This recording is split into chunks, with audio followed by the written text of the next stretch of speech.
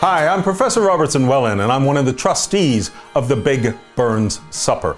I'm here to talk to you today about choosing a whiskey for your Burns night. Now, it's really quite simple. You choose any Scotch whiskey. What you look for are two words on the label, and that's Scotch and whiskey. Those two words come with a few promises. If it says Scotch whiskey, that means it was distilled in Scotland, matured in Scotland, and bottled in Scotland. You know you've got a Scottish product. It also guarantees you that the whiskey inside is at least 3 years old. If it's less than 3 years old, it cannot have the words Scotch whiskey on the label. It's going to be 3 years old or older. It's also going to be 40% alcohol by volume, or ABV. It can be 40% or higher, but it cannot be below 40% if it uses the words Scotch whiskey. So look for those. The other things you can look for on a label are natural color and non-chill filter, and I'll talk about those as I show you these other distilleries. And I've got 3 distilleries that I will recommend for any kind of Burns supper. These 3 distilleries have a connection to Robert Burns, so they're really good choices for a Burns night. The first one is Arran Distillery. Now, Arran does both a blended Scotch whiskey and a single malt Scotch whiskey named Robert Burns. They've got the photo of Robert Burns on the label and the name Robert Burns. And you can either get the blended or the single malt from Arran. Those are an excellent choice to have a photo of Robert Burns sitting on your table on your bottle. And these are quite inexpensive. The blended is 23 pounds, thereabouts, and the single malt is around 37 pounds. So these are an excellent choice for a Burns supper. The second one that I will recommend is a new distillery called Loch Lee. Now, Loch Lee is a farm distillery, and it's located in Ayrshire. Now, it's an old farm, but a new distillery.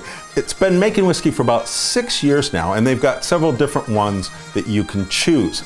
But the great thing about Loch Lee is it's an old farm, and Robert Burns used to live there. Robert Burns lived there. He worked on Loch Lee farm. So you can get a whiskey actually from a farm that Robert Burns himself worked on. And the barley that's used is grown on Loch Lee.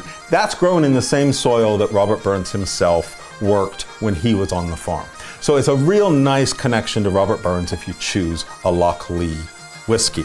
Now, they have several different types, as I said, so you can take a look at what the different types are. And these are between 36 pounds and 50 pounds per bottle, depends on which one you want. Now, these are all single malt Scotch whiskey from Loch Lee. These are all natural color. They're all non-chill filtered, so you're getting the full flavor of the whiskey and the full natural color of the whiskey. It's not been adulterated with artificial color. So this is an excellent choice as well for your Burns supper. And the third one that I will recommend is Annandale Distillery. Now, Annandale Distillery is located in Annan. And Annan's a town that Robert Burns went to a lot. He was there very, very often. He spent the night there very often. And he even wrote the very famous poem, The Deal's Awa with the Excise Man. He wrote that in Annan. And the whiskey coming from Annandale Distillery, it's about 10 years old now. I've got a 10-year-old here. The distillery is 10 years old. They do both a peated and an unpeated whiskey. Now, the unpeated whiskey is named Man o' Words, and that's what this one is here. That's named after Robert Burns. He was the man of words. And so if you get an Annandale whiskey, it's named after Robert Burns. Now, these cost a little bit more. These are between 60 and 90 pounds. And the reason is because every bottle of Annandale is special. They're all single cask bottlings. They're all cask strength. There's a limited edition of every one of them. So because they're stronger, you're getting, in a way, you're getting like a bottle and a half of whiskey in each bottle. So these do cost a little bit more, but they're really quite special, and they have a nice connection to Robert Burns, so there's a good selection as well. Any of these 3 distilleries are excellent choices for your Burns supper. So let's talk now about glasses. What are you going to serve your whiskey in?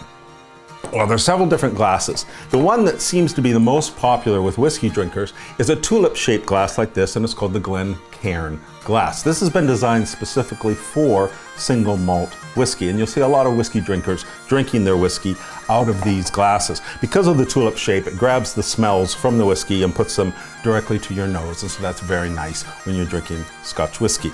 It's also quite common to see a rocks glass or a tumbler glass. You get these served to you quite a bit when you're having whiskey. Now, I've got a larger one here that's cut, and I've got one here that has a quote on it from Robert Burns that I sometimes use for Burns suppers. Now, these are better if you're adding water to your whiskey. If you're gonna add water to your whiskey, you might want a bit bigger glass, a little more space. And it's never a bad idea to add water to your whiskey. A couple of drops in any whiskey will open it up a little bit, and sometimes you want to add more than a few drops, especially if it's a strong whiskey. If you've got one of these cast strength whiskeys, you might need quite a bit more water in order to open that up, and that's always a good idea. And you want to make sure that your water is Scottish spring water, because that's the best water you can add to your whiskey. All right, and the third type of glass is a stemmed glass. Now, Personally, I prefer to drink my whiskey out of a stemmed glass because I don't like my hand warming up the whiskey. I like to have a wee stem to hang on to so I'm not warming up the whiskey. But it doesn't matter which glass you use. You can use any glass you want, any glass you have. What's important is that your glass is clean. You don't want soap residue or anything like that on the glass. Make sure you have a nice clean glass for your whiskey, and you will enjoy whatever whiskey it is you choose. And if you're not the kind of person that is into drinking straight Scotch whiskey or neat Scotch whiskey, you might want to consider a cocktail. There's lots of good cocktails that use Scotch whiskey that you could also use for Burns night. I'll name 4 that you can Google yourself and see what the recipes are. The first is called the Bobby Burns, which is obviously named after Robert Burns. The second is the Rob Roy. The third is the Godfather, and the fourth cocktail is called the Rusty Nail. These are all quite simple cocktails to make, and they all use Scotch whiskey, so that could be another option you have for your Burns supper, is to use Scotch cocktails. In every Burns supper, there's going to be a lot of toasts. The important thing to remember with the toast is you don't want to be caught out with no whiskey in your glass. So always make sure as your Burns night is going on that you keep a little in the bottom of your glass. You don't want to down your whiskey. You want to always leave a little bit left because there's quite a few toasts and you want to have whiskey for your toast. The first toast you will likely encounter is the toast to the haggis. At the start of your Burns supper, your haggis will be piped in, it will be addressed, and then everyone will toast the haggis. There will also be an immortal memory to Robert Burns toast. After that speech, everyone stands up and gives a toast to the immortal memory of Robert Burns.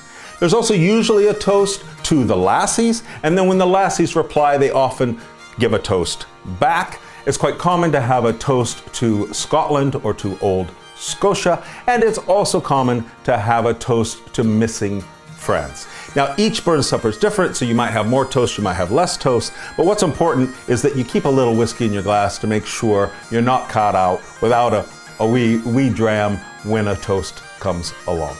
And speaking of toast, what is it you say when you toast? Now, we're all used to using just the English toast, cheers. Cheers is quite common. But I like, when I'm drinking Scotch whiskey, I like to use a Gaelic toast. Scotland has 3 languages that are common here: the Gaelic language, the Scots language, and the English language. And most the distilleries are named with Gaelic names. There's a lot of Gaelic involved. If you drink whiskey, you're running into Gaelic all the time. And a lot of words are Gaelic that you don't even know are Gaelic. Annan is a Gaelic word. Aaron is a Gaelic word. Lochlee is a Gaelic word. So you're going to run into a lot of Gaelic. So I tend to like to toast in Gaelic. And the toast in Gaelic is Slanchava.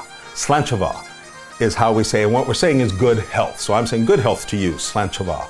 And if you want to respond back, your friend says Slanchava to you, you could say Slanchavor back to him, which is saying great health. So I say good health, you say great health. So Slanchava, Slanchavor, that's the Gaelic toast that you can use as well. There's also a great one from Robert Burns himself that's part English and part Scots language. In Robert Burns' poem, the author's earnest cry and prayer, he has a great line that I like to use as a toast, and that line is, "Freedom and whiskey gang thegither." Freedom and whiskey gang thegither. It's a great toast that comes from Robert Burns himself. that you can use at your Burns night. So whatever you're drinking on your Burns night, whichever Scotch whiskey you choose, I hope you have a wonderful night. And if you want to join us, we are going to be live at 7 o'clock on our Big Burns Supper on Facebook, coming live from Dumfries, which is the hame of the Burns Supper. And we'll see you there. Slán